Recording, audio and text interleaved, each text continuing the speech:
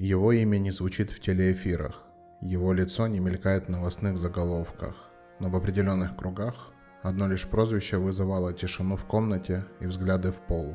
Его звали Кукла. Ростов-на-Дону, 1930 год. Пыльные улицы, довоенная нищета, беспризорные банды подростков, воровавших ради хлеба. Именно здесь, среди пыльных дворов, затхлых подвалов и блатных притонов, родился Виктор Сидоренко, будущий Кукла. Обычный мальчишка из рабочих окраин. Ни образования, ни будущего, ни надежды. Только улица. Первый срок он получил, когда ему не было и 20. Беспощадная советская система тогда не щадила никого, тем более уличных воришек. Но что отличало Куклу от других? Он не просто выжил в зоне, он слушал, учился и запоминал. Он словно впитывал воровской закон с молоком лагерной жизни. Он не рвался в лидеры, не бросался в глаза. Он просто ждал, и когда этот час настал, он заговорил. Один раз. И больше не пришлось повторять. Его слушались. Годы шли, советская система менялась, а зоны оставались. Мордовия, Владимирский Централ, Кресты, Таганрог. Лагеря сменяли друг друга, но Кукла оставался неизменным. Принципиальный, немногословный, жесткий. Настолько жесткий, что даже старики смотрели на него с опаской. В те времена воры делились на понятийных и удобных. Первые жили по кодексу, вторые договаривались. Кукла ненавидел вторых. Он считал, что такие предают идею. Он говорил: если ты вор, будь вором, а не адвокатом в погонах. Говорили, что Кукла сам инициировал разговоры с воровской элитой о чистке. Мол, слишком много стало не тех людей на троне. Он открыто пошел против системы, против тех, кого боялись другие. Но почему? Что именно он увидел такого, от чего ему захотелось все обнулить? И главное, сколько стоила эта дерзость в мире, где за слово отвечают не языком, а лезвием? Друзья, если вы уже в шоке от того, что услышали, поставьте лайк под этим видео. Это очень помогает продвижению и дает понять, что вам важна правда, а не красивые мифы. А в комментариях напишите, что по-вашему страшнее, стены тюрьмы или люди внутри нее. Ответы я обязательно читаю. Продолжаем.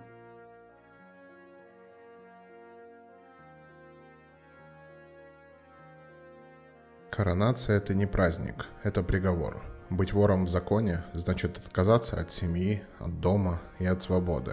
От возможности жить иначе. Кукла это знал и все равно пошел до конца. Середина 50-х годов, страна после войны. В лагерях десятки тысяч уголовников. Появляются новые правила, кланы, зоны делятся на черные и красные. Кто-то подыгрывает администрации, кто-то ломает других за понятия. Именно в это время, среди хаоса и постоянной войны внутри самой воровской среды, появляется он. Сидоренко уже тогда знали. Его упрямство и холодный расчет были известны на нескольких этапах. Он не орал, он не устраивал спектакли, но если он вставал, кто-то ложился, и надолго. 1955 год. Особо тяжкая статья. Кукле дают 25 лет. Это не срок, это почти жизнь. Но его это не пугает. Для него зона уже давно стала домом.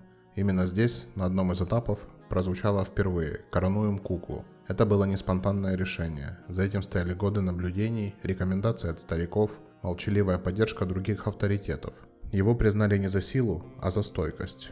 За то, что он ни разу не пошел на компромисс. Даже тогда, когда других ломали угрозами или посулами, он оставался на своей линии. Коронация прошла тихо, без помпы, без крика. В узкой камере, под негромкое по понятиям, где за каждым словом стояли десятилетия жизни. С этого дня Кукла стал не просто уважаемым, он стал судьей. Его слово стало выше зонской администрации. Он мог разрешить конфликт или превратить его в кровавую войну. Он стал тем, кто решал, кто достоин называться вором, а кто штампованный фальшак.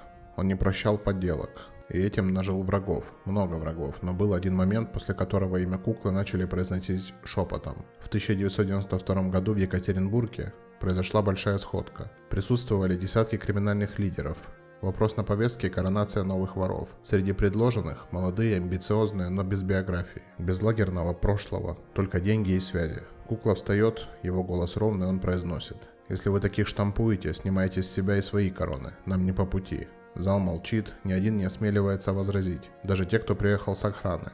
После этой речи трое предложенных кандидатов были исключены из списков, а Куклу начали называть вором старой крови. Тем, кто держит линию, даже когда весь мир прогибается. Но у каждой власти есть цена. Его принципиальность делала его легендой, но одновременно мишенью. В тени уже собирались те, кому старые законы были невыгодны. Они не забудут этот день, они запомнят его голос и будут ждать момента, чтобы заставить его замолчать навсегда.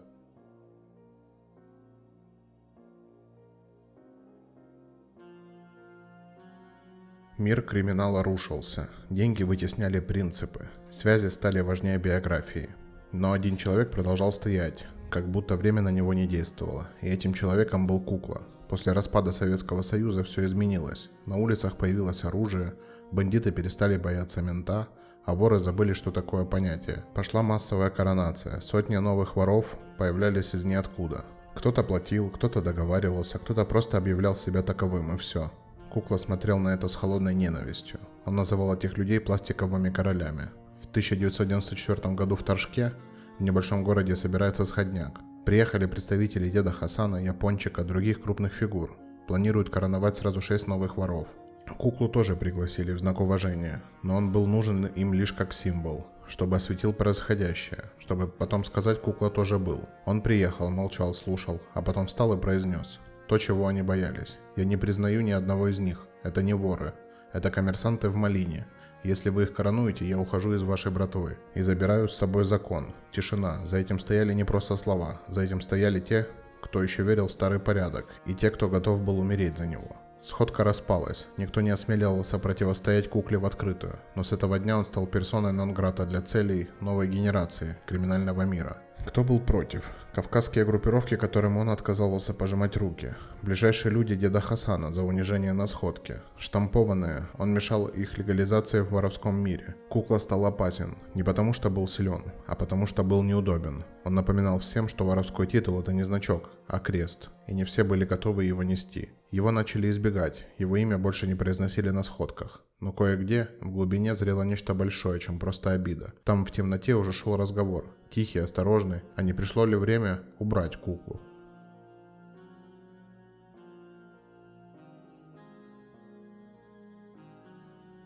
Он прожил почти 66 лет, почти 50 из них в зонах. Его не смогли сломать камеры, конвой и система, но убили не менты, убили свои. Лето, 6 августа 1996 года, город Челябинск. Солнце медленно опускается за горизонт. В одной из квартир обычная встреча. Без пафоса, без свидетелей. Все как полагается по понятиям. Кукла приехал на встречу с несколькими людьми. По некоторым сведениям, должен был решаться спор о признании нового вора. Сведения о его смерти разнятся. Официальной информации практически нет. Но все источники сходятся в одном. Это было не просто убийство. Это была расправа. Почему именно тогда? Кукла стал слишком неудобным. Он мешал новым ворам закреплять власть. Он отказывался признавать коронованных за деньги. Его авторитет был настолько силен, что даже те, кто с ним не соглашался, боялись его осуждения. Момент был выбран точно. Он был в Челябинске без своей поддержки. Вокруг нейтральная территория под контролем других групп. А главное, это совпало с периодом жесткой перестройки в криминальном мире. Стариков начали убирать один за другим. И Кукла оказался первым из тех, кто не простил и не прогнулся. И за это поплатился. 8 августа 1996 года на похороны Куклы съехались сотни. Воры, авторитеты, близкие. Место превратилось в демонстрацию силы. Люди несли цветы и оружие. Внезапно в толпе раздаются выстрелы. Убивают Толика Донца, ближайшего друга Куклы. Через пару часов при странных обстоятельствах погибает Леха Орский, один из старых знакомых. Все это прямо после похорон. Это было не просто траур. Это был сигнал. С теми, кто против нас, все будет как с ним. Но даже мертвый Кукла продолжает пугать. Его имя начали вырезать из тюремных рассказов. Старики замолчали. Молодежь делала вид, что его не было. Но почему? Что знал Кукла такого, что даже после смерти его боялись?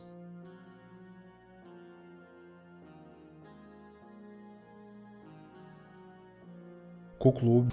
Это факт. Но кто именно нажал на курок, до сих пор тайна. А может, важнее, кто отдал приказ? Мир криминала редко говорит открыто. Особенно о таких, как Кукла. Его смерть окутана молчанием. Официальной версии нет, свидетелей нет, имен никто не называет, но есть слухи, и каждый из них как кусок рваной правды. По первой версии, это кавказский след. Кукла открыто выступал против воров, которых называли национальными проектами. Он отказывался признавать коронации, проведенные по Кавказу. Он считал их подрывом понятий. Они не прошли путь, не страдали, они просто купили себе имя. Такая позиция вызывала ненависть, особенно у тех, кто уже чувствовал вкус власти. По слухам, один из крупных авторитетов прямо сказал на сходке: если Кукла не заткнется, заткнем его сами. Доказательств нет, только намеки и только молчание. По второй версии, это был Бахат Белийский, старый вор, один из немногих, кто лично встречался с Куклой и спорил с ним, считался союзником. Но по данным некоторых источников, Именно после одной из встреч с Баха кукла исчез с радаров. Был ли это сговор, или кукла ошибся в человеке? Тайна этой встречи навсегда осталась в этой комнате. Ни один из участников больше не говорил об этом. Была и третья версия, самая логичная. Кукла стал тормозом в новой игре. Его нельзя было купить, его нельзя было запугать. Он мешал всей системе, которую пытались построить после развала Союза. Его не убили из мести, его убрали как фигуру из шахматной доски. Именно поэтому никто не стал разыскивать убийц, потому что, возможно, все знали кто, и все согласились с этим. Но есть еще одна, последняя версия, самая жуткая, самая тихая. Говорят, кукла сам знал, что за ним идут, и все равно не сбежал. Почему он не уехал? Почему не взял охрану? Почему принял смерть, как будто ждал ее? Что он знал, чего не должен был знать никто?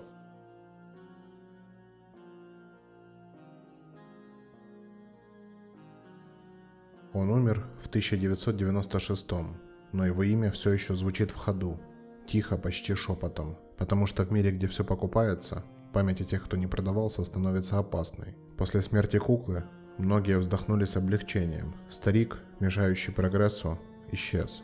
Казалось бы, все, время новых денег, новых понятий и новых воров. Но прошло несколько лет, и ситуация изменилась. В нулевых начались внутренние расколы. Штампованные воры начали воевать друг с другом. Молодые не справлялись с управлением в зонах.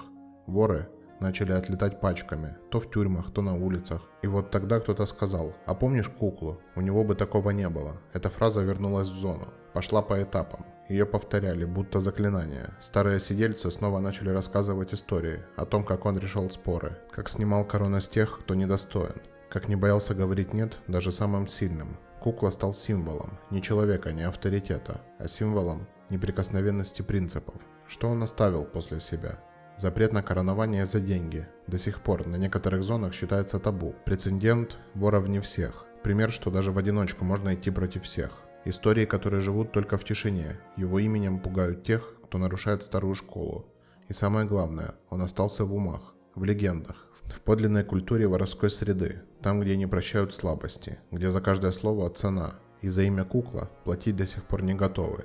Один бывший законник когда сказал в интервью: он был не самым сильным, но был последним настоящим, после него пошли уже не воры, а бизнесмены. Но почему же до сих пор боятся говорить о нем вслух? Почему его биография в тени? Почему ни одно официальное лицо криминального мира не осмелится ставить точку в его истории? Может быть, история куклы еще не закончена?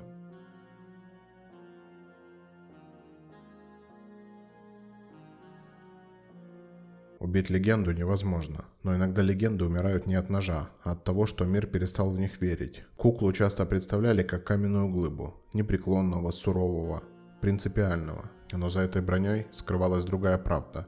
Он был один. К началу 90-х почти все старики либо отошли от дел, либо умерли. Те, кто остался, устали, а кукла держался. Он пытался держать то, что было уже не остановить. Лавину продажных коронаций, расколов, откатов и предательств. Он был как солдат, стоящий один на линии фронта, в то время как его армия уже шла домой. Известно, что последние месяцы своей жизни кукла начал чаще молчать. Он меньше вмешивался, реже принимал предложения о встречах. Говорят, однажды он сказал: «Мне больше нечего передавать. Все, чему я учил, больше никому не нужно». Это была не усталость, это было предчувствие конца эпохи. Он понимал, система, в которую он верил, умирает вместе с ним. И не потому, что она плохая, а потому, что в ней больше никто не хочет жить. Что на самом деле его убило? Да, возможно, был приказ, да, возможно, его предали, но, возможно, самая страшная причина в том, что он стал бесполезным для новой системы. Его нельзя было купить, значит, он мешал. Его нельзя было сломать, значит, его боялись. Его нельзя было игнорировать, значит, его надо было стереть. А значит, не пуля убила куклу, а равнодушие. Мир, который не хочет помнить тех, кто не прогнулся. А что, если он знал свою участь? Что, если он специально приехал в Челябинск без охраны? Что, если он, как настоящий вор, выбрал принять смерть на ногах, а не жизнь на коленях? Это был вызов, последний. Он дал миру шанс, и мир его не принял. Его похороны прошли в молчании. Его друзья были убиты. Его имя вычеркнули из списков. Но ты досмотрел эту историю до конца. А значит, он все еще жив. Пока его помнят, кукла не умер. Мир. Спасибо за просмотр. Подписка и лайк – лучшая поддержка этого проекта.